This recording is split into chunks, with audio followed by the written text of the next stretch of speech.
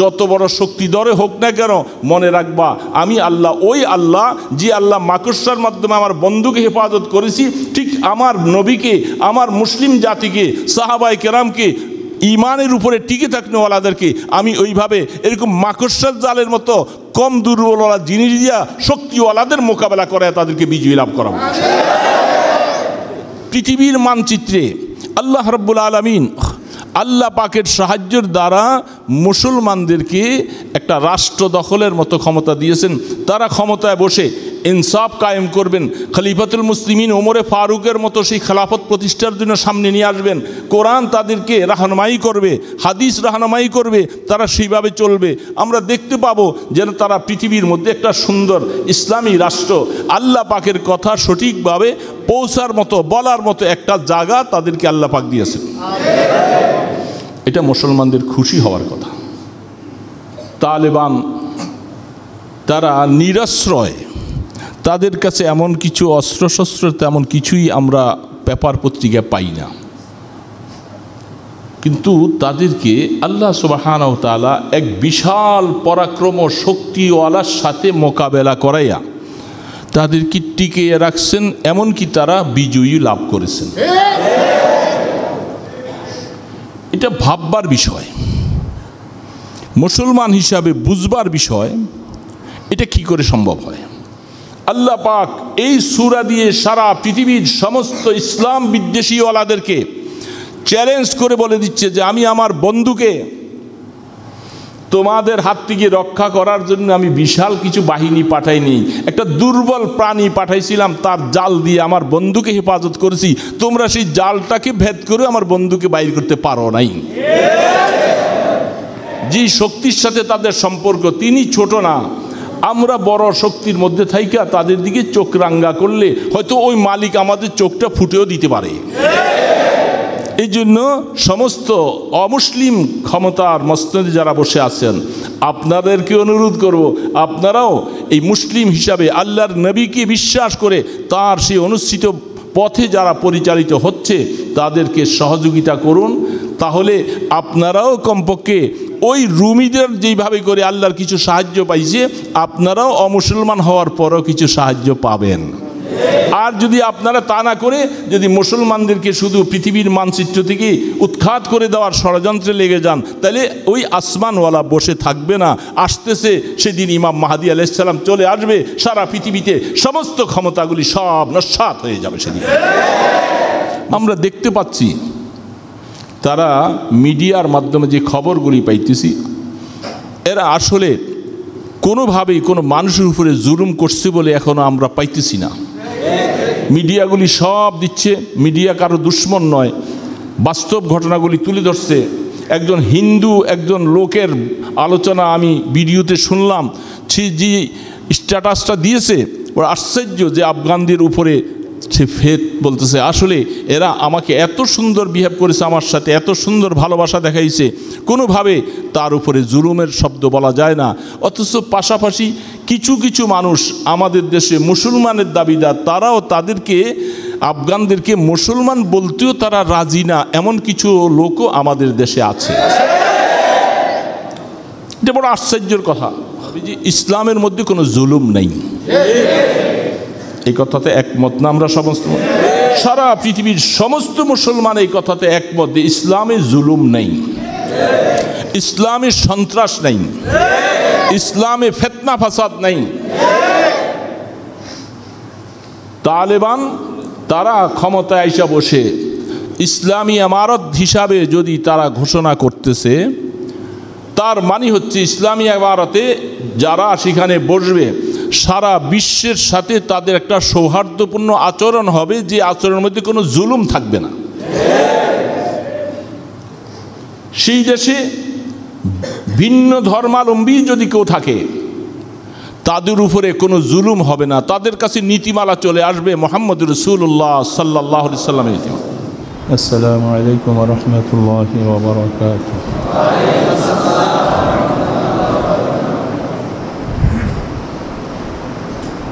আলহামদুলিল্লাহ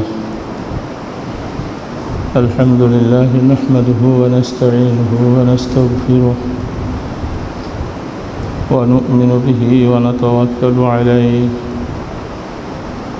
ونعوذ بالله من شرور أنفسنا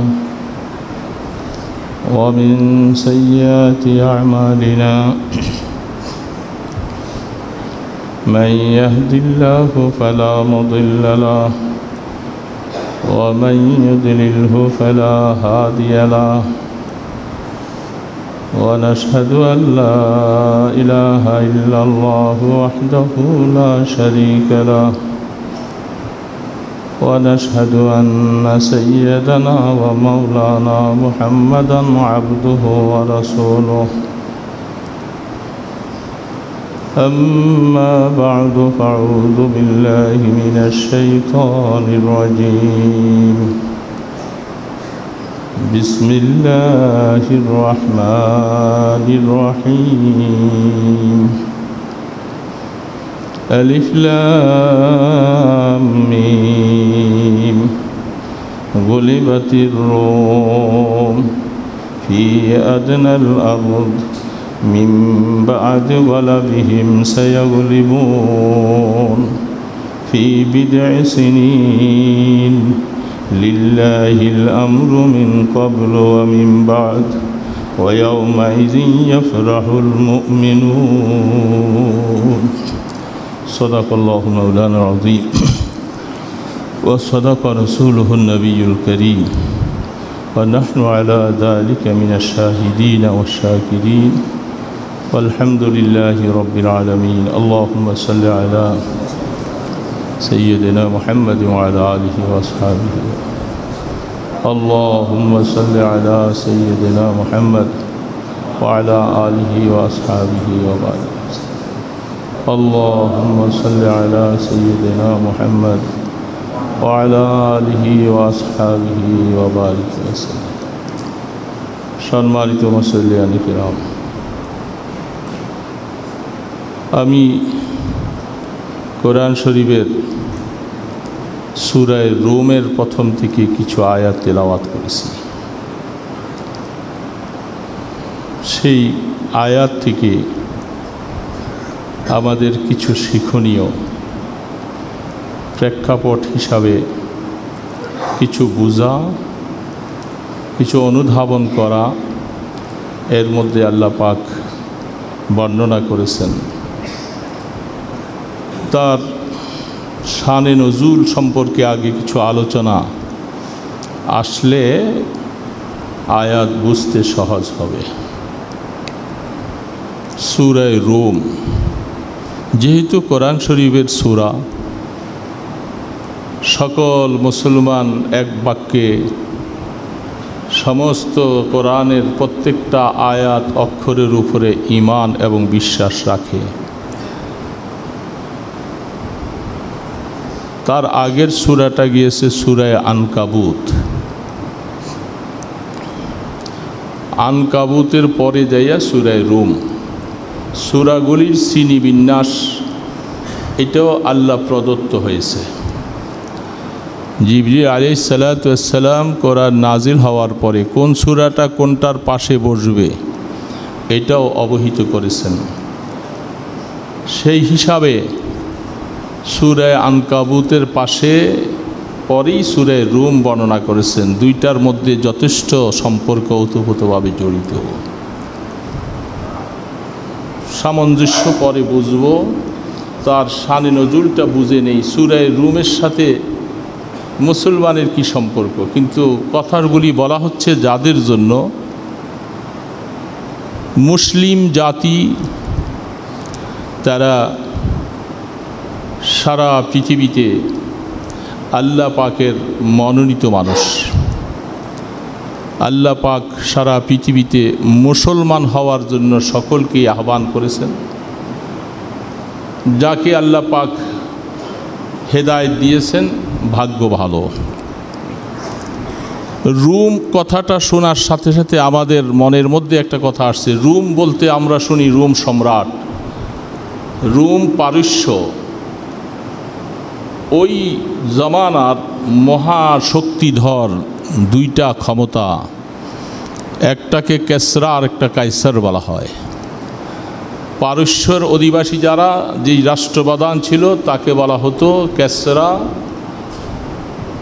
আর রোম সম্রাটের অধিবাসী যাদেরকে বলা হয়েছিল কাইসার। কাইসার বলা হচ্ছে পারস্যকে, আর রোম সম্রাট যারা ছিল তাকে বলা হচ্ছে কেসরা। তো দুইটাই, একটা পারস্য ক্ষমতার অধিকারী ছিল, আরেকটা রোম সম্রাট বলতে যেই অধিকারী ছিল। তাদের দুইয়ের মাঝে ইসলামের আগমনের আগে, আমাদের নবী সাল্লাল্লাহু আলাইহি ওয়াসাল্লামের পৃথিবীতে আগমনের আগের থেকেই তাদের মধ্যে পর্যায়ক্রমে ক্ষমতার লড়াই চলতেছিল। দুটোটাই আল্লাহ পাকের অবাধ্য। একটা হলো মূর্তি পূজারক, অগ্নি পূজারক, আরেকটা ছিল তারা সরাসরি আল্লাহ পাককে না মানলেও আসমানি কিতাবের অনুসারী, অর্থাৎ তারা খ্রিস্টান বা ইহুদি জাতি। দুইটা সম্প্রদায় তুলনামূলকভাবে যারা রোমের অধিবাসী, রোম সম্রাট যারা ছিল, এরা একদিক থেকে মুসলমানদের একটু কাছে। কিভাবে? মুসলমান আল্লাহকে বিশ্বাস করে, কিয়ামতকে বিশ্বাস করে, পরজীবনকে বিশ্বাস করে, আর আহলে কিতাব তারাও পরজীবনকে, আখেরাতকে বিশ্বাস করেছিল। এই দিক থেকে তাদের সাথে মুসলমানদের একটা যোগ সজাগ আছে, কিছু করিবি সম্পর্ক। পারস্যে যারা ছিল তারা ছিল অগ্নি পূজারক এবং মূর্তি পূজারক। সেই হিসাবে মক্কার কাফের মুশরিকদের সাথে তাদের যথেষ্ট একটা মিল এবং ভালোবাসা, প্রেম ছিল। এই হইল মূল সূত্রর দুইটা। কোরআন সূরা রুম আল্লাহ কেন নাজিল করলেন? মুসলমানদের সাথে কিছু সম্পর্ক ছিল আহলে কিতাবদের সাথে একদিক থেকে, আর কাফের মুশরিক মক্কার কাফেররা যারা ছিল তাদের সাথে সম্পর্ক ছিল পারস্যওয়ালাদের সাথে। তারা অগ্নি পূজারক এবং মূর্তি পূজারক, সেই দিক থেকে তাদের থেকে অনেকটাই কাছাকাছি। ঘটনাটা খুব মনোযোগ সহকারে শুনতে হবে। কেন আল্লাহ পাক সূরা রুম নাজিল করলেন? রোম সম্রাট তো তারা হলো অমুসলমান, আহলে কিতাব, মুসলমানদের কোনো ব্যাপার না। তাদের ব্যাপার নিয়ে আল্লাহ একটা সূরা নাজিল করলেন। ব্যাপারটা কি? রাসূল করিম সাল্লাল্লাহু আলাইহি সাল্লাম মক্কায় যখন অবস্থান করেন, এই সূরাটা মক্কি সূরা, প্রায় 60টার মতো আয়াত। মক্কি সূরা হিজরতের আগে যত কোরআন নাজিল হয়েছে সবগুলাকে মক্কি সূরা বলা হয়। হিজরতের পরে মক্কায়ও যদি কোনো আয়াত নাজিল হয় তাকে মাদানী সূরা বলা হয়। 5 বছর পরে হিজরতের ঘটনা আসছে। হিজরতের 5 বছর আগে এই সূরাটা নাজিল হয়েছে মক্কায়। সূরার মধ্যে আল্লাহ পাক কি বলতেছেন? গোলেবাতির রোম ফি আদনাল আরদি মিন বা'দি গালাবিহিম সায়াগলিবুন। আল্লাহ পাক বলতেছেন, দেখো মক্কার কাফের মুশরিকেরা এরা সবসময় যখন রোম আর পারস্য যখন যুদ্ধ বাজি যায়, যখন ঝগড়া লেগে যায়, কুরাইশদের সবসময় মনের অবস্থা হলো পারস্য যেন সবসময় বিজয়ী করে,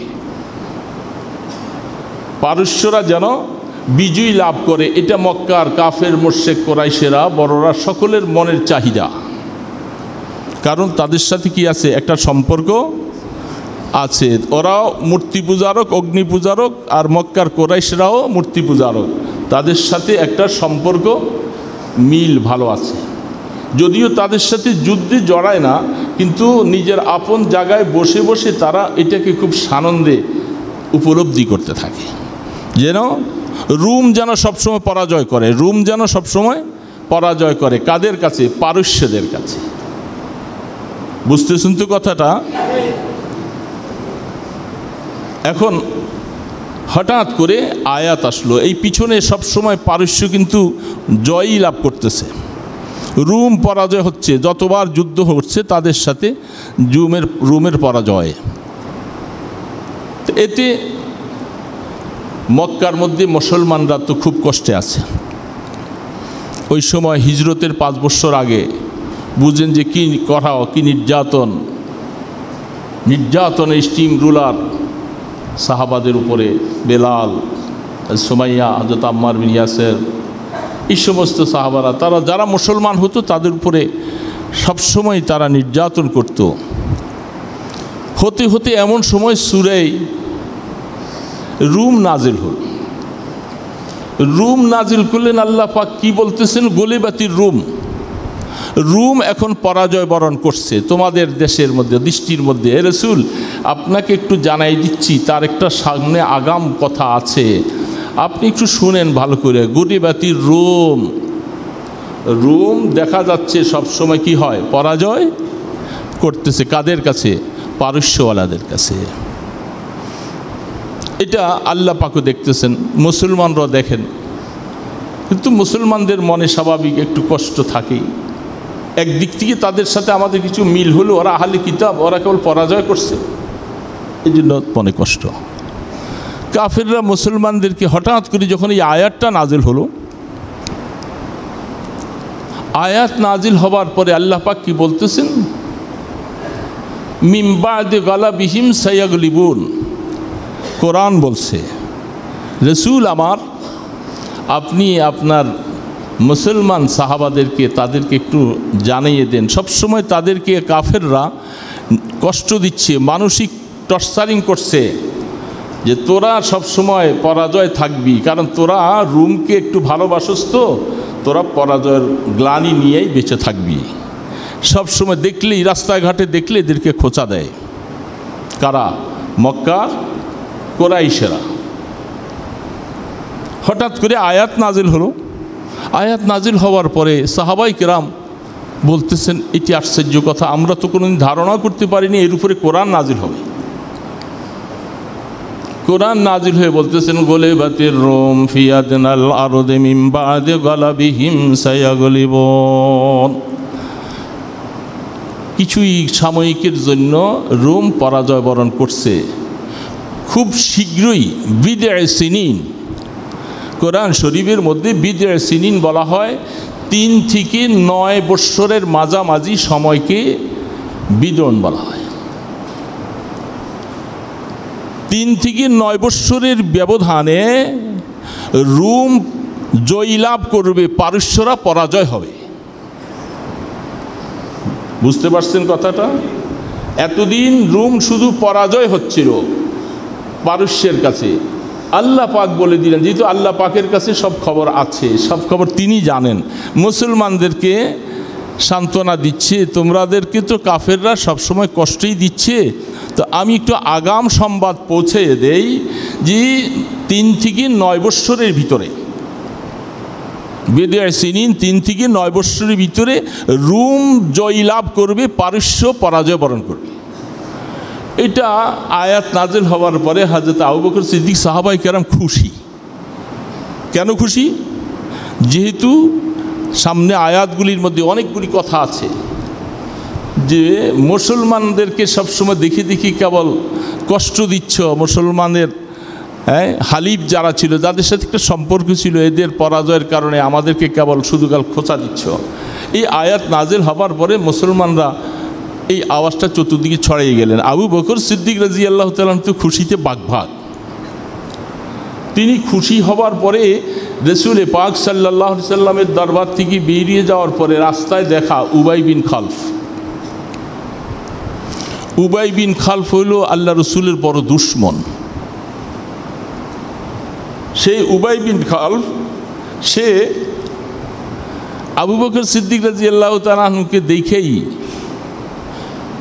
ওই খোসা দিচ্ছে, আরে দেখছস তোরা যাদেরকে পছন্দ করছ এরা শুধু পরাজয় করে, পরাজয় হচ্ছে।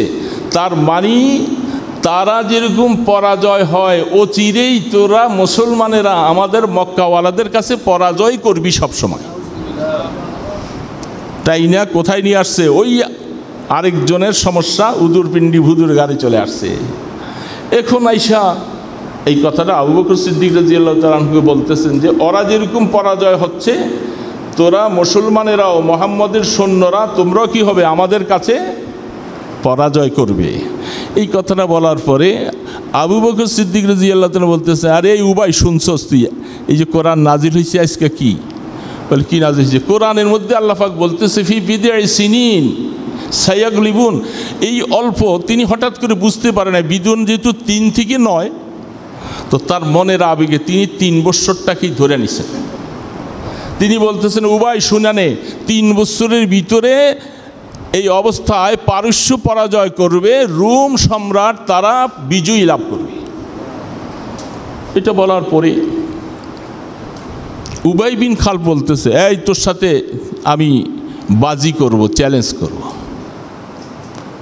কারণ তারা বাস্তবতা দেখতে দেখতে দীর্ঘ বৎসর পারস্য জয় লাভ করে, রোম পরাজয় করে দেখতে দেখতে উবাই বিন খালফের দিলের মধ্যে কিন্তু 16 আনা, পারস্য কোনোদিন আর পরাজয় করবে না। এখন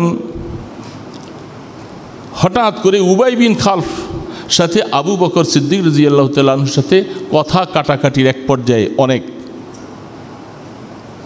তিনি খুশিতে বলছেন, কোরআনে যেহেতু কোরআন তো এত বড় অকাট্য কথা, এর মধ্যে কোনো সন্দেহ চুলচারা হতে পারে না, কারণ বিদ'i সিনিন 3 থেকে 9, তো তিনি 3টাকেই ধরে নিয়েছেন যে 3 বৎসরের ব্যবধানে রোম বিজয়ী লাভ করবে, 3 বৎসরের ব্যবধানে রোম বিজয়ী লাভ করবে। এই কথাটা বলার পরে উবাই বিন খালফ বলে, না আমি তোর সাথে বাজি করব, চ্যালেঞ্জ করব। কি? যে তুমি 3 বৎসরের ভিতরে যদি রোম যদি বিজয়ী লাভ করতে না পারে, তাহলে 10টা ওট তুমি আমাকে দিতে হবে, যেটাকে কামার জুয়া বলা হয়। শরীয়তে এই মাসালার পরে যে জুয়া যে হারাম, এটাও চলে আসতেছে। 3 বৎসরের ভিতরে যদি রোম যদি বিজয়ী করতে না পারে, তাহলে কি দিতে হবে? তুমি আমাকে 10টা ওট দিতে হবে। কে? আবু বকর সিদ্দিককে বলল উবাই বিন খালফ। আবু বকর বলতেছে, ঠিক আছে, যদি আমার কথা বাস্তব হয়, কোরআনের কথা যদি বাস্তব হয়, তাহলে তুই 10টা ওট দিবি। এটা দুই পক্ষে, এটা আমাদের দেশে অহরহ চলছে। যে কোনো একটা ঘটনা, এই অমুক খেলা, অমুক এটা বাজি চলে আমাদের দেশে। এটাকে শরীয়তে কামার বলা হয়, সম্পূর্ণ নাজায়েজ, হারাম। এটার দ্বারা অর্জিত যে কোনো পয়সা সম্পূর্ণ হারাম। তো এখন ওই সময় এটা হারাম ছিল না। আবু বকর বলতেছে, ঠিক আছে, আমি 10টা ওট দিব, আর যদি তোর কথা যদি ঠিক না হয়, তুই 10টা ওট দিবি। কথা পরিপূর্ণ হয়ে গেলেন। আবু বকর সিদ্দিক রাদিয়াল্লাহু তাআলা আনহু দৌড়ে আল্লাহ রসুলের কাছে গেলেন। আল্লাহ রসুলকে যখন কথাটা শোনালেন, ঘটনা শোনালো, রসুল বলতেছে, আবু বকর রাখো, কোরআন তো আসলে 3 বৎসর নির্দিষ্ট বলে নাই। কোরআন বিদ'i সিনিন বলছেন 3 থেকে 9। তুমি একটা কাজ করো,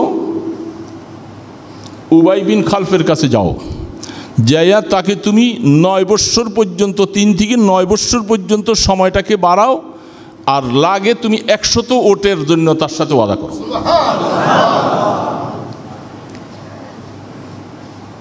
কারণ কোরআন যা বলছে এতে কোনো সন্দেহ নেই, বাস্তবায়িত হয়ে যাবে ইনশাআল্লাহ। আবু বকর সিদ্দিক রাদিয়াল্লাহু তাআলা আনহু গেছেন, যাই উবাইকে যখন এই কথা বলছেন, উবাই তো 16 আনা জানে যে কারণ পারস্যই বিজয়ী লাভ করবে, রোম কোনোদিন বিজয়ী হতে পারবে না। এই জন্য এই প্রস্তাবনা যখন বলছে, সে বলছে 3 থেকে 9 কেন, জীবনেও পারবে না।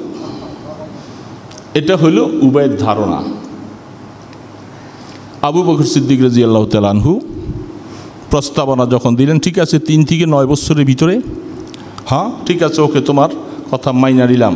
আগের কথা উড্ড হয়ে গেল, 100 ওট লেখালেখি হলো। যদি তুমি হাইরা যাও 100 ওট দিবা, আর আমি হাইরা গেলে 100। কথা ফাইসালা হয়ে গেল। যখন এই পরিস্থিতি যখন হয়ে গেল, এই পরিস্থিতিটা উভয়ের মধ্যে লেখালেখি হলো, সালিশি হলো মজবুতভাবে। আর উবাই এটাকে খুব বেশি আনন্দের সাথে, কারণ উবাই বলতেছে আমি তো 1 নম্বরে পাশ করব, আল্লাহ পাকের মেহেরবানি।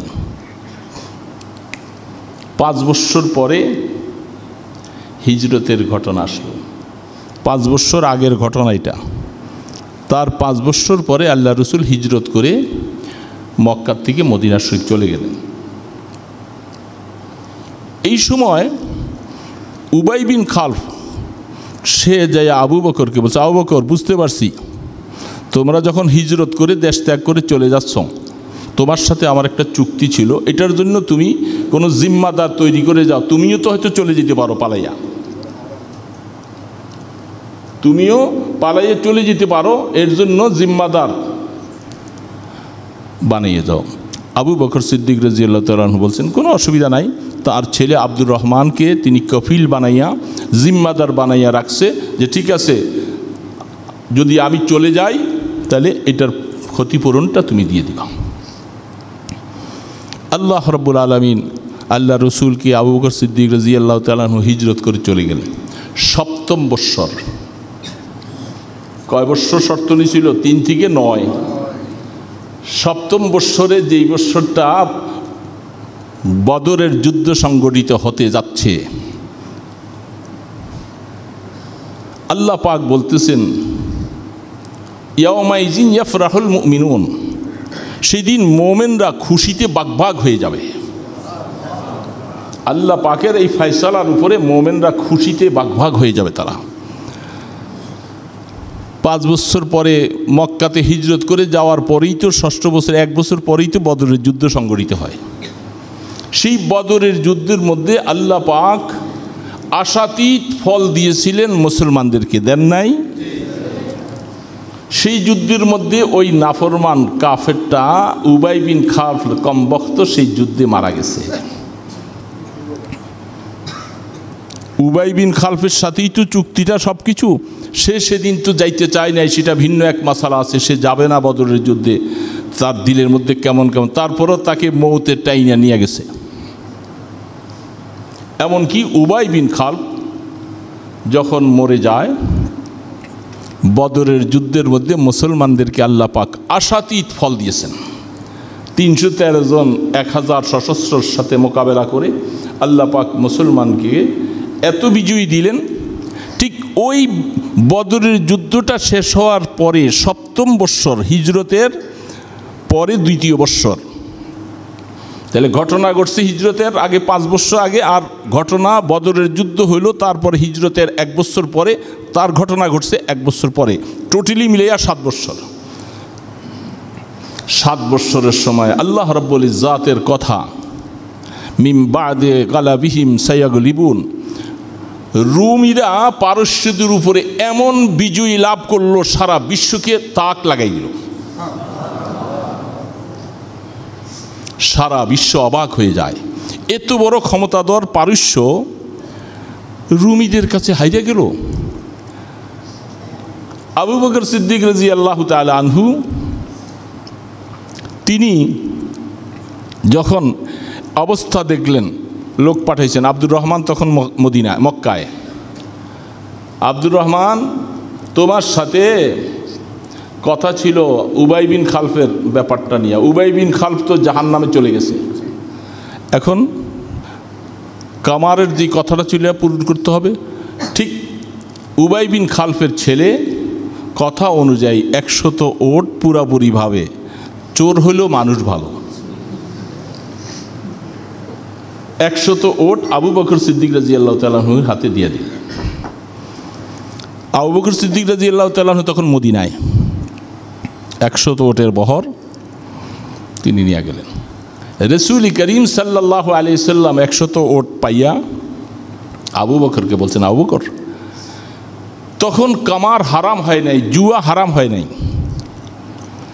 তারপরেও এটার হারামের ঘোষণা যখন মদ হারাম হয়, তার সাথে তখন এই সমস্ত মশালাগুলি সব হারাম করে দেওয়া হয়েছে।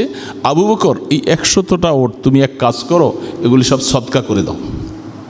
এগুলি যদিও এখনো হালাল, কিন্তু একটু সন্দেহ সন্দেহ অবস্থা, আমার কাছে ভালো লাগে না, তুমি 100 ওট এটা সব দান করে দাও, সদকা।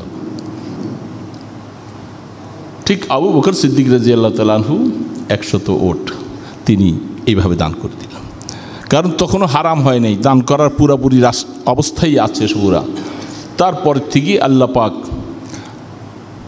হারাম করে দিলেন। এখন মুসলমানরা আল্লাহ পাকের কথার উপরে তাদের ইয়াকিন এতভাবে বাড়ছে, যেহেতু উবাই বিন খালফ তার দলেরা বলছিল, মুসলমান তোরা খুশি হইস না, কারণ পারস্য যেইভাবে বিজয় লাভ করতেছে, রোম পরাজয় করতেছে, এই ধারাবাহিকতাই চলতে থাকবে, কোনোদিন রোম বিজয় করবে না, পারস্য পরাজয় হবে না।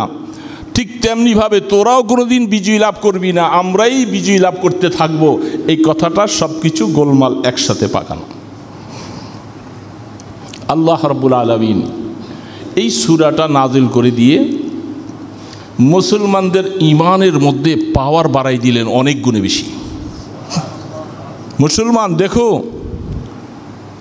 তোমরা তোমাদের হালিফ, তোমাদের বন্ধু, এরা পরাজয় করার কারণে তোমাদের মনে কষ্ট ছিল, আর আমি আল্লাহ পাক তোমাদের মনটাকে খুশি করার জন্য, মুসলমানদেরকে খুশি দেওয়ার জন্য আমি আল্লাহ ওই আহলি কিতাব হিসাবে, তারা যদিও পুরাপুরি মুমিন না, আমি তাদেরকে বিজয়ী দিয়েছি এবং অগ্নি পূজারকদেরকে আমি পরাজয় করে দিয়েছি। ঘটনার শানে নজরুলটা বুঝতে পারলেন না? ব্যাপারটা তো বুঝছেন। সারা পৃথিবীতে এখন একটা ধোঁয়া চড়তেছে, সারা পৃথিবীতে, সারা পৃথিবীর মধ্যে। আপনারা সবাই আমার থেকে ভালো জানেন, সারা পৃথিবীর মধ্যে এখন একটা রাষ্ট্রকে নিয়ে বিভিন্ন মন্তব্য, কেউ ভালো, কেউ খারাপ, কেউ চুপচাপ বসে আছে না? কি নাম ওই রাষ্ট্রটার?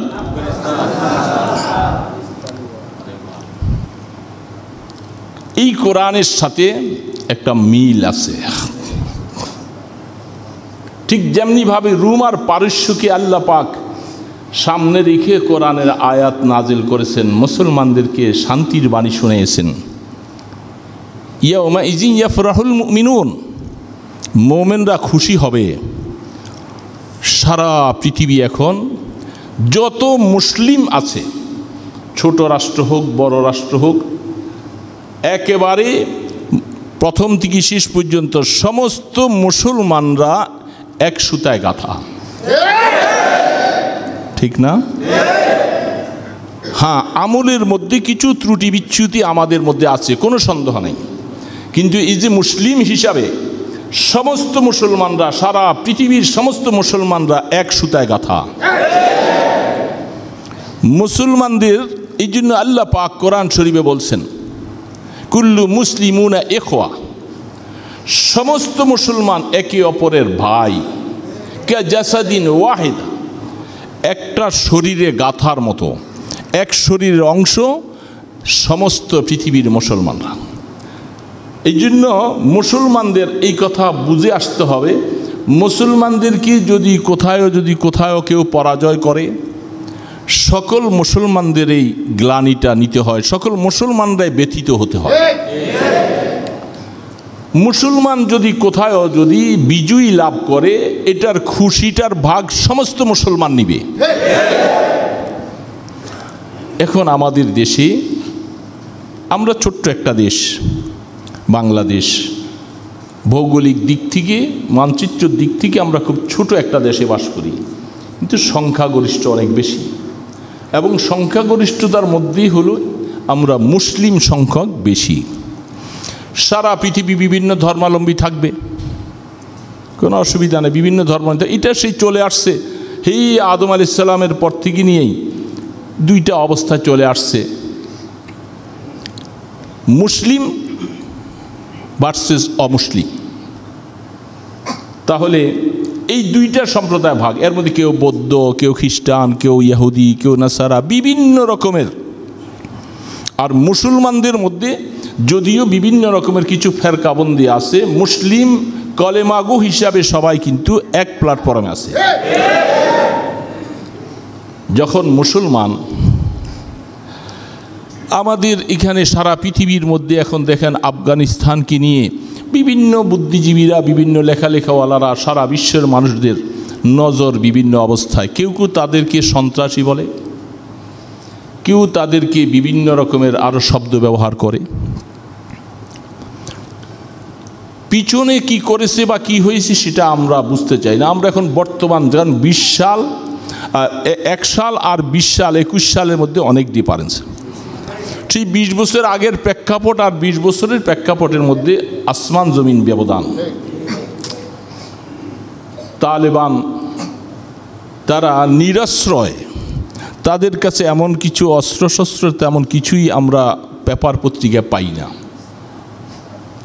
কিন্তু তাদেরকে আল্লাহ সুবহানাহু ওয়া তাআলা এক বিশাল পরাক্রম শক্তিওয়ালার সাথে মোকাবেলা করাইয়া তাদেরকে টিকিয়ে রাখছেন, এমনকি তারা বিজয়ী লাভ করেছেন। এটা ভাববার বিষয়, মুসলমান হিসাবে বুঝবার বিষয়। এটা কি করে সম্ভব হয়? এটা কি করে সম্ভব হয়? এত বড় শক্তিধর যেই সারা পৃথিবীর মধ্যে যে মোড়ল এবং যে নেটোগুলি যারা আছিল সমস্ত দেশে, এদের সাথে সামান্য কিছু এই LMG পিস্তল এগুলো দিয়ে যুদ্ধ করে করে তারা আফগানিস্তানের মতো এত বড় শক্তিওয়ালা লোকগুলাকে হটাইয়া তারা তাদের সেই দেশ দখল করেছে, বিজয়ী লাভ করেছে, সরকার গঠন করতেছে এবং তারা সেখানে নিজেরা চলে আসছে। এটা তো একটা ভাববার বিষয় এবং দেখার বিষয়। এর পিছনে নিশ্চয়ই কোনো না কোনো শক্তি কাজ করেছে। যেই শক্তির কথাটা আল্লাহ পাক কোরআন বলছিলেন রুম আর পারস্যদের ঘটনাকে সামনে নিয়ে, ঠিক ওই শক্তিওয়ালার সাহস নিয়ে এবং শক্তি নিয়ে তারা কাজ করেছে। এখন তাদেরকে বিভিন্ন দেশওয়ালারা, আপনারা বিভিন্ন ধর্মে থাকতে পারেন, অসুবিধা নাই, কিন্তু তাদেরকে সন্ত্রাসবাদী বলে আখ্যায়িত করা হচ্ছে। একটা জিনিস আমরা মনে করব, কোরআন এমন একটা বস্তু, মহানবী সাল্লাল্লাহু আলাইহি সাল্লামের আদর্শ এমন একটা জিনিস যার মধ্যে পৃথিবীর কোনো একজন ব্যক্তি, নারী পুরুষ, বৃদ্ধ আবাল বনিতা এবং যে কোনো ধর্মাবলম্বী, রং কালার বর্ণ বিশেষ কেউই কষ্ট পাইতে পারে না যারা কোরআনকে ফলো করে, রাসূলের জীবন আদর্শকে সামনে রাখে। এটা আমাদের বিশ্বাস, মুসলমানদের আকীদা। ইসলাম এমন একটা মতবাদ, এমন একটা ধর্মকে বলা হয় যার মধ্যে সকলের হক পরিপূর্ণভাবে আদায় করার নির্দেশ করা হয়েছে এবং কারো উপরে জুলুমের কোনো কথা নাই ইসলামে। এটার নাম হলো ইসলাম। যদি সত্যিকারভাবে যদি ইসলাম যদি আমরা পালন করতে পারি, একটা জিনিস মনে রাখতে হবে, আমরা পরিপূর্ণ ইসলামের উপরে চলা আমাদের জন্য অনেক কষ্ট। কেউ সামান্য এই পক্ষে আছে, কেউ ওই দিক থেকে আছে, কেউ ওই দিক দিয়ে আছে, কিন্তু এই কথার মধ্যে একই আনতে হবে যে ইসলামের মধ্যে কোনো জুলুম নেই। এই কথাতে একমত না আমরা সমস্ত? সারা পৃথিবীর সমস্ত মুসলমান এই কথাতে একমত যে ইসলামে জুলুম নেই, ইসলামে সন্ত্রাস নেই, ইসলামে ফিতনা ফাসাদ নেই।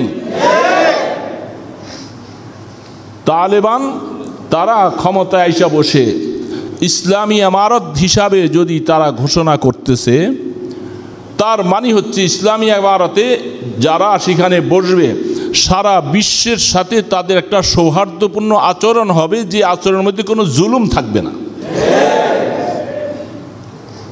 সেই দেশে ভিন্ন ধর্মাবলম্বী যদি কেউ থাকে তাদের উপরে কোনো জুলুম হবে না, তাদের কাছে নীতিমালা চলে আসবে মুহাম্মদ রাসূলুল্লাহ সাল্লাল্লাহু আলাইহি সাল্লামের নীতিমালা। নারীদের উপরে ইসলাম যে অধিকার দিয়েছেন সেই অধিকারটা চলে আসবে তখন তাদের সামনে, যেমনটা রাখছিলেন আল্লাহ রসুল মক্কা বিজয়ের সময়। এত চড়া উতরাও কঠিন জুলুম নির্যাতন করেছে, যে অবস্থায় আল্লাহ রসুলকে দুনিয়ার থেকে তারা বিদায় করে দিবেন, সাহাবায়ে কেরামদেরকে হত্যা করেছেন, নির্যাতন করেছেন, নির্যাতনের স্টিম রুলার তাদের উপরে চাপিয়ে দেওয়া হয়েছিল। আর সেই আল্লাহ পাকের সাহায্য নিয়ে আল্লাহর হাবিব যখন মক্কা বিজয় লাভ করলেন, কোনো যুদ্ধ লাগে নাই, বিনা অস্ত্রে বিনা যুদ্ধে মক্কা বিজয় হলো। সেই সময় আল্লাহ রসুল তিনি ইচ্ছা করলে প্রতিশোধ নিতে পারতেন জন্মের মতো, সেই ক্ষমতা আল্লাহ পাক রসুলের হাতে দিয়েছিলেন। আল্লাহর পয়গম্বরের ভাষণে সারা পৃথিবীর সমস্ত ইসলামের সাথে শত্রুতা কর্নেওয়ালাদের জন্য এটা উপদেশ থাকবে, সবক থাকবে যে মুসলমানরা ওই পয়গম্বরের অনুসারী, ওই পয়গম্বরেরই উম্মত, যেই পয়গম্বর এত বড় পাওয়ারফুল ক্ষমতা পাওয়ার পরে তিনি সবাইকে আমভাবে ক্ষমা করে দিয়েছিলেন। রসুল প্রতিশোধ নেন নাই। রসুল প্রতিশোধ না নিয়ে আখলাক উন্নত চরিত্র দিয়ে তাদের মাঝে যখন, এমনকি কিভাবে ঘোষণা করেছে, যারা হিন্দার ঘরে যেয়া আশ্রয় নিবে, আবু সুফিয়ানের ঘরে আশ্রয় নিবে, অমুকের ঘরে আশ্রয় নিবে, সবাই তারা তো ক্ষমা পেয়েছে, তারাও ক্ষমা পেয়ে যাবে। যারা বাইতুল্লাহর চোকার ধরে আইসে আত্মসমর্পণ করবে তারা ক্ষমা। এইভাবে যখন ক্ষমার ঘোষণা আল্লাহ রসুল দিলেন, সমস্ত কাফের মুশরিকেরা, তারপরেও আপনারা ইতিহাস তারিখ দেখেছেন, আল্লাহর পয়গম্বর সেই মক্কা শরীফের মধ্যে একটা চুল পরিমাণ তিনি বেইনসাফি করেন নাই, জুলুম করেন নাই। এত সুন্দর রাষ্ট্র গঠন হয়েছিল। এমনকি তারপরে হুনাইনের যুদ্ধ যখন সংগঠিত হয়েছিল, সেই হুনাইনের যুদ্ধের মধ্যে আল্লাহ রসুল মুসলিম যারা ওই সময় দলে দলে রসুলের সাথে হুনাইনের যুদ্ধে অংশগ্রহণ করেছিল, এদেরকে গনিমতের মাল সাহাবিদের তুলনায়, বড় বড় পুরাতন সাহাবিদের তুলনায় মুসলিমদেরকে রসুল বেশি দিছে। বলছে তারা নতুন মানুষ, এদের দিলটা খুশি হবে, তারা আসলে তোমরা যেরকম ইসলামকে বুঝছো তারা এখনো বুঝতে পারেনি। তাহলে আফগানিস্তানে যারা ক্ষমতার মসনদে বসতে যাচ্ছে, আমরা পেপারে পত্রিকা মিডিয়া দেখতে পাচ্ছি, তারা এরকমভাবে ক্ষমা করে দিয়েছে। আফগানের জনগণকে বারবার বলা হচ্ছে যে তোমরা ভীত হয়ে সন্ত্রস্ত হয়ে তোমরা এই দেশ ত্যাগ করো না, তোমরা এই দেশে থাকো, এই দেশ তোমার, এই দেশ তোমার, অবস্থান নাও, এখানে অবস্থান নাও। নারীদেরকে সুন্দরভাবে শুধু একটাই কথা বলা হচ্ছে, যদি মুসলিম হয়ে থাকেন আপনি হিজাব ব্যবহার করেন। এটা কোরআনের আইন, কোরআনের কথা। তো কোরআনের কথা মুসলমানরা বলবে না কে বলবে? তুমি হিজাব ব্যবহার করো। তোমাকে ঘরে আবদ্ধ করে রাখা মাকসাদ নয়। আল্লাহ রসুলের জামানায় সাহাবিয়ারা উহুদের যুদ্ধে তারা বিভিন্ন রকমের আহতওয়ালাদেরকে সেবা করেছে, পানি এনে দিয়েছে, তাদের পট্টি লাগাইছিলেন, পানি মশক দিয়েছিলেন। এগুলি তারা রসুলের সাথে ওই যুদ্ধের ময়দানে সহযোগিতাও করেছিলেন। তারা ঘরে বসে থাকেন নাই। নিজেরা আবরু ইজ্জতের সাথে সে নিজের প্রয়োজনীয় মিটাবে, শাখা সব কিছু সংগ্রহ করবে, ব্যবসার খাতিরও যেতে পারবে। কেন মুসলমানদের উপরে এই কথাটা বলা হয় যে হিজাব পরাইয়া মহিলাদের উপরে জুলুম করা হলো? তাহলে কোরআনকেই তোমরা আসলে মানলা না। তারা সেই চিন্তা করতেছে।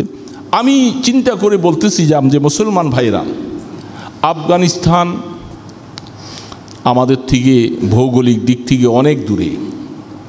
তাদের সেই দেশের প্রেক্ষাপট আর আমাদের সাথে তেমন কোনো মিল খায় না। কিন্তু আমরা এই দেশে থাকার পরেও আমরা দেখতে পাচ্ছি তারা মিডিয়ার মাধ্যমে যে খবরগুলি পাইতেছি, এরা আসলে কোনোভাবেই কোনো মানুষের উপরে জুলুম করছে বলে এখনও আমরা পাইতেছি না।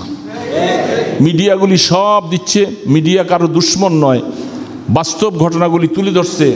একজন হিন্দু একজন লোকের আলোচনা আমি ভিডিওতে শুনলাম, সে যে স্ট্যাটাসটা দিয়েছে ওরা আশ্চর্য যে আফগানদের উপরে সে ফেথ বলতেছে। আসলে এরা আমাকে এত সুন্দর বিহেভ করেছে, আমার সাথে এত সুন্দর ভালোবাসা দেখাইছে, কোনোভাবে তার উপরে জুলুমের শব্দ বলা যায় না। অথচ পাশাপাশি কিছু কিছু মানুষ আমাদের দেশে মুসলমানের দাবিদার, তারাও তাদেরকে আফগানদেরকে মুসলমান বলতেও তারা রাজি না, এমন কিছু লোকও আমাদের দেশে আছে। এটা বড় আশ্চর্যের কথা। ভৌগোলিক দিক থেকে তারা আমাদের অনেক দূরে। পৃথিবীর মানচিত্রে আল্লাহ রাব্বুল আলামিন আল্লাহ পাকের সাহায্যের দ্বারা মুসলমানদেরকে একটা রাষ্ট্র দখলের মতো ক্ষমতা দিয়েছেন। তারা ক্ষমতায় বসে ইনসাফ কায়েম করবেন, খলিফাতুল মুসলিমিন ওমরে ফারুকের মতো সেই খেলাফত প্রতিষ্ঠার জন্য সামনে নিয়ে আসবেন। কোরআন তাদেরকে রাহনুমাই করবে, হাদিস রাহনুমাই করবে, তারা সেইভাবে চলবে। আমরা দেখতে পাবো যেন তারা পৃথিবীর মধ্যে একটা সুন্দর ইসলামী রাষ্ট্র, আল্লাহ পাকের কথা সঠিকভাবে পৌঁছার মতো, বলার মতো একটা জায়গা তাদেরকে আল্লাহ পাক দিয়েছেন। এটা মুসলমানদের খুশি হওয়ার কথা। আমি প্রথমেই বলছি, সন্ত্রাস ইসলামে পছন্দ করে না, জঙ্গিবাদ ইসলাম পছন্দ করে না। তারা তাদের নামে বিভিন্ন কথা এখন মিডিয়ারা উল্টাপাল্টাওয়ালারা ছাপাই দিতে পারে। সেই হিসাবে তাদেরকে কেউ কেউ বলতেছে, আশঙ্কা করতেছি এরা আবার জঙ্গিবাদ করে কিনা। যখন ঘটনা ঘটবে তখন সারা পৃথিবী দেখবে। এখন কেন আমি আগের থেকেই মন্তব্য করতে শুরু করব? এখন তো তারা হক এবং ইনসাফের সাথে ইসলামী ইমারত হিসাবে তারা প্রতিষ্ঠিত করতে যাচ্ছে, সকলের সৌহার্দ্যপূর্ণ ভালোবাসা নিয়ে, সকলের সহযোগিতা নিয়ে। এই জন্য আমার ধারণা হচ্ছে সারা বিশ্বের যারা যেই কোনো ধর্মাবলম্বী আপনি হন না কেন, মানবিক দিক থেকে তারা তাদের ভূমিতে বসবাস করবে। তাদেরকে সকলেই বিশেষভাবে নিজেদের পক্ষ থেকে তাদেরকে এই আপনার কি বলে এটাকে তাদেরকে ক্ষমতায় বসার জন্য স্বীকৃতি প্রদান করা, এটা আমি মনে করি মৌলিকভাবে তারা সারা বিশ্বের সকলের কাছে দাবি রাখে। কারণ হলো দীর্ঘ 20 বৎসর চড়া উতরাও পার হয়ে নির্যাতনের মধ্যে তারা পৌঁছতে এটা বড় একটা বিষয়। আমেরিকার মতো শক্তি, নেটোর মতো শক্তি, যাদের কাছে অস্ত্রর অভাব নাই, সারাটা পৃথিবী তাদের ভয়ে থরথর করে কাঁপে। এরা সহজভাবে কি তারা এই দেশ থেকে চলে গেল? সহজভাবে যায় নাই। আল্লাহ রাব্বুল আলামিন যত শক্তিওয়ালাই হোক না কেন, যখন আল্লাহ পাক যখন তাকে সহযোগিতা করবে না, যত ক্ষমতায় হোক না কেন, সে সেখানে টিকে থাকতে পারবে না। এটা মুসলমানদের ইমানই দাবি এবং ইমানের কথা। যত দুর্বলই হোক না কেন, পাশেই আল্লাহ পাক রাখছেন। এই জন্য আমি বলছিলাম এই কথাটা সবার শেষে দিয়ে বলবো, সূরা আনকাবুত আর সূরা রুম পাশাপাশি রাখছেন। আনকাবুত মানে মাকড়সা, মাকড়সার নাম হলো আনকাবুত। একটা মাকড়সার নাম দিয়ে আল্লাহ একটা সূরা রাখছেন, সূরা নাম রাখছেন। এমনকি যেই মাকড়সাকে দিয়া আল্লাহ রাব্বুল আলামিন রাসূল করিম সাল্লাল্লাহু আলাইহি ওয়াসাল্লামকে হিজরতের রাত্রে গারে সুরের গুহার মধ্যে সীসা ঢালা মজবুত এরকম গুনার মতো শক্ত করে মাকড়সার জালটাকে দিয়ে রাসূলকে সেখান থেকে আল্লাহ পাক হেফাজত করছিলেন। মাকড়সার জাল। অথচ আমরা জানি মাকড়সার জাল হলো সারা পৃথিবীর মধ্যে সবচেয়ে, আল্লাহ নিজে বলতেছেন যে মাকড়সার জালের মতো এত দুর্বল ঘর পৃথিবীতে আর কারো নাই। কাবাইতিল আনকাবুত, আল্লাহ পাক বলছেন মাকড়সা হলো সবচেয়ে দুর্বল একটা প্রাণী, আর তার জালটাও দুর্বল। আল্লাহ পাক ওই দুর্বল জালটাকে এত শক্তি দিয়েছিলেন, গারে সুরের মুখের মধ্যে জাল বুনাই দিলেন, সেইখানে কবুতর বসে ডিম দেয়, আন্ডা দেয়। আশ্চর্যগত জাল কি থাকার কথা?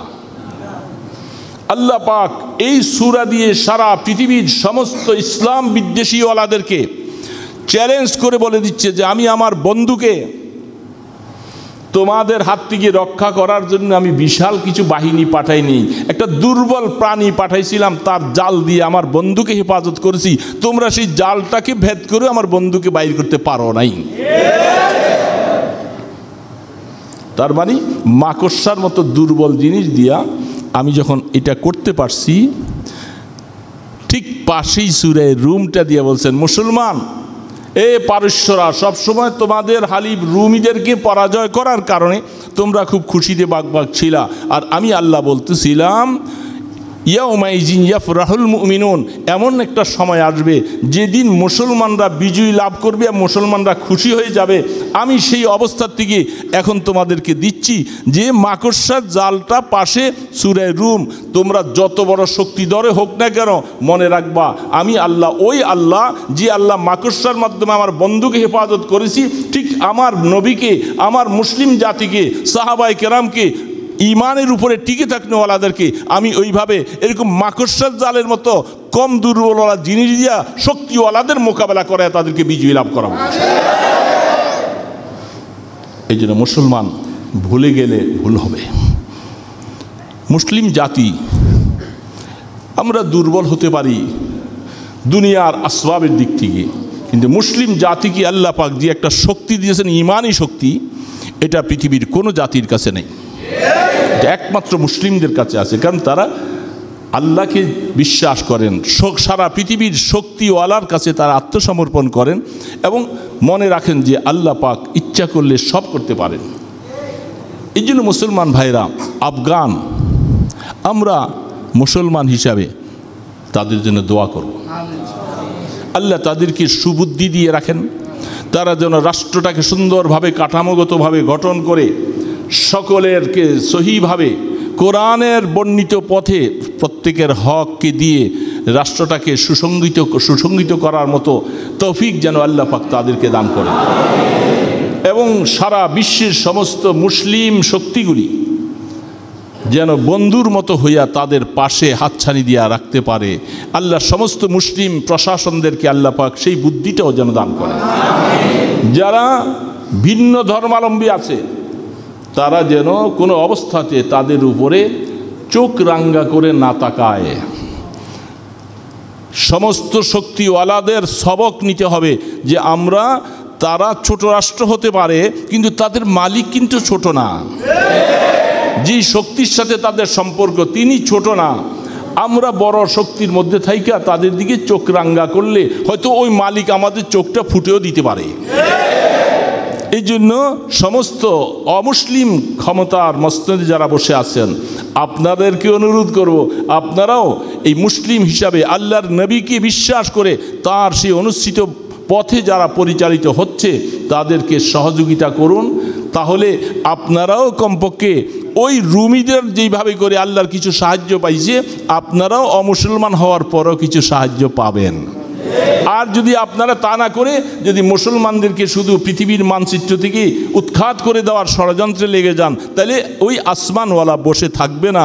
আসতেছে সেদিন ইমাম মাহদী আলাইহিস সালাম চলে আসবে, সারা পৃথিবীতে সমস্ত ক্ষমতাগুলি সব নস্যাৎ হয়ে যাবে সেদিন। মুসলমান ইমাম মাহদীকে বিশ্বাস করে, ইমাম মাহদী আলাইহিস সালাম আসবেন না, ইমাম মাহদী আলাইহিস সালামের সৈনিকেরা থাকবে সেদিন।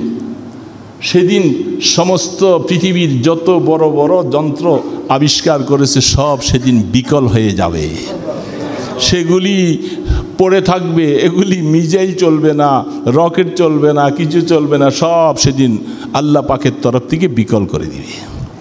এবং বুখারী শরীফে হাদিস আসছেন সেদিন তারা যখন বাঁচতে পারবে না পালাবার শুরু করবে তখন সেদিন মুসলমানরা খুশিতে বাগবাগ হইয়া ইহুদিদেরকে তখন দৌড়াইতে থাকবে তারা যে তোমরা সারা জীবন আমাদেরকে কষ্ট দিয়েছো, তোমাদেরকে এখন আমরা ইমাম মাহদী ইসলামের সৈন্যের সাথে থাইকা তোমাদেরকে শেষ করব।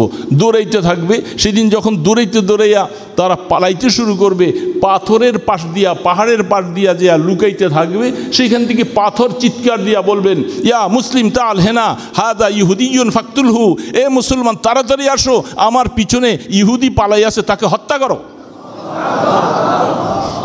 বুখারী শরীফের রওয়ায়েত। তো সেদিন আসবে, বেশি দূর নয়। এই জন্য সারা পৃথিবীর সমস্ত শক্তিওয়ালা রাষ্ট্রওয়ালারা আপনারা তালেবানের সাথে আপনারা হিংসায় নিজেদেরকে শেষ করেন না। হিংসার রাজনীতি ভালো না এবং হিংসা বাদ দিয়ে আমরা সৌহার্দ্যপূর্ণ আচরণ রেখে তাদেরকে সহযোগিতার হাত বাড়িয়ে দেই। তারা যেন পৃথিবীর মানচিত্রে একটা আল্লাহর নাম নেনেওয়ালা একটা রাষ্ট্র তৈরি করতে পারে, মুহাম্মদ রাসূলুল্লাহ সাল্লাল্লাহু আলাইহি ওয়াসাল্লামের চরিত্রকে তারা যেন প্রতিস্ফুটিত করে দেখাইতে পারে, সেই একটা জায়গা তাদেরকে আল্লাহ দিয়েছেন। তাদেরকে যেন আল্লাহ হিম্মত এবং শক্তি সাহস যেন বাড়িয়ে দেন। এই জন্য আমরা সকলে দোয়া করব। আল্লাহ পাক আমাদের সকলের অন্তর খুলে এই তাদের জন্য দোয়া করার তৌফিক দান করেন।